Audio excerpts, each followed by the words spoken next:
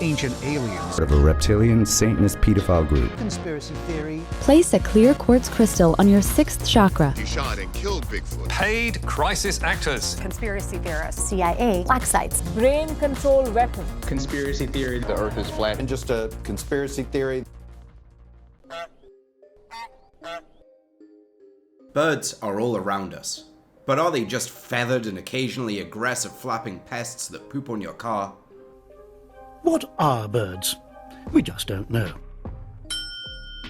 Is your budgie really just a cute, innocent tennis ball?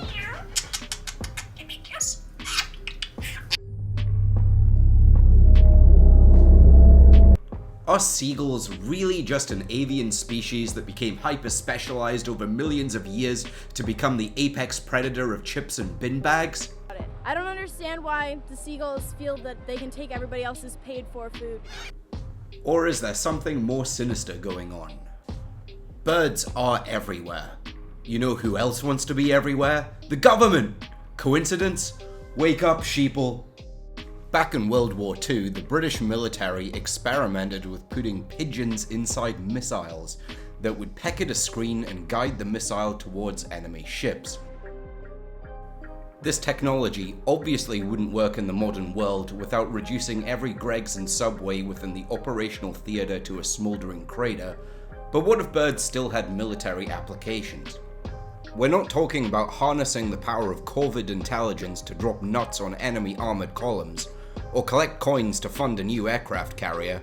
You see, birds are unreliable.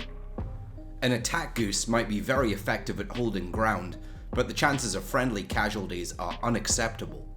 Maybe that bird that sits outside your windows isn't a bird though. What if it's a drone sent by the government to see what you do when you set your browser to private? Maybe it's relaying targeting info right now to an MQ-9 Reaper preparing to J-dam your dog. There's been quite a lot of buzz around the all birds are government drones that recharge on power lines conspiracy theory. Birds are real! Every single bird in the sky is a robot. The United States government basically massacred 12 billion birds, beautiful living birds, using crop dusting airplanes flying over the states. That birds are hungry. When in fact the seagulls are taking your food to bring it back to the Pentagon for DNA harvesting and testing. Which is a joke that hatched online in an attempt to parody the more tinfoil inclined among us. So it's taking this concept of misinformation and almost building a little safe space to come together within it and laugh at it rather than be scared by it. And accept the lunacy of it all and be a bird truther for a moment in time when everything's so crazy. Needless to say, this whole thing is pretty hilarious, but could there actually be a grain of truth inside this? Think a bit deeper though, and isn't it actually a really good idea? Natural camouflage is a great way to disguise a drone, and unless you plan on firing nets at every bird-shaped object like a paranoid Wile E. Coyote, would massively increase drone survivability in a war zone. This is simply an issue of technology. Can we do this? All the way back in 2011, a team from German Weimar-era company Festo showed off their smart bird, flapping around a room in a TED Talk in a demonstration of not just engineering prowess, but also what must have been their exceptional innovation in attaining insurance for an event that frankly could have ended in an innocent bystander being speared through the eye by a spasmodic robo-gull. The design had an update in 2021 when they showed off their Bionic Swift Techno Bird, which is an excellent showcase for natural locomotion, but which relies on external navigation beacons to function. This isn't Skynet yet, but the technology to make a robotic bird has been around for over a decade at least. According to the South China Morning Post, in China, Song Bifeng, one of the main scientists behind the J-20 5th generation fighter jet, has been running just that, a drone surveillance program codenamed Dove. It looks like an obese pigeon and is limited to a flight time of about 30 minutes due to battery technology, but it is effectively invisible to radar due to being mostly fabric and moving like a real bird. These things aren't particularly high tech. It's really a flying smartphone, but these things are reportedly active now. Hilariously, Kazakhstan claimed to have captured a Chinese spy pigeon in 2018, but this is seemingly just a normal pigeon without even a camera, so I'm not really sure exactly how they were planning to get any intel out of it. A great success! Prioria Robotics produced the Maverick, a throwable drone in use by the US, British, and Canadian militaries. Yeah, sure, the Maverick looks like a bird designed by a focus group of people with astigmatism in a dystopian fascist state, but actually it was just made in Florida. Yeah. Yeah, that'd be fine. In the world, Billy? How about my panties? How about panty collectors? You want me? If you really squint from a distance, it looks almost like a taxidermied crow collided with a sex toy, but this was first produced way back in 2008, which was the year the iPhone 3G launched. First of all, 3G networking, faster networking. Since then, it's had camera upgrades including IR. 15 years of development is a long time, and the question that needs to be asked is that if this was flying over you, would you notice?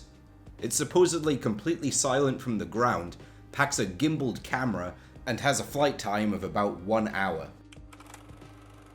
It looks like a bird, and it flies like a bird. The company Flygildy.